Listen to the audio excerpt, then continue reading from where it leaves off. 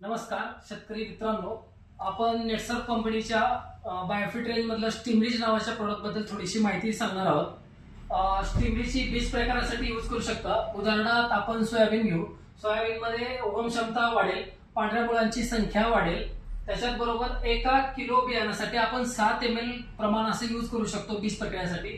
त्याच्यानंतर आपण हे स्टीमरीज फवारणीसाठी सुद्धा देऊ शकतो। त्याच्यामध्ये पहिली फवारणी तुम्हाला आले की 21 दिवसाला आपण पहिली फवारणी करतो पिकांच्या वाढीसाठी, आणखी पाण्याची रुंदी आणि पाण्याची काळोखी वाढण्यासाठी।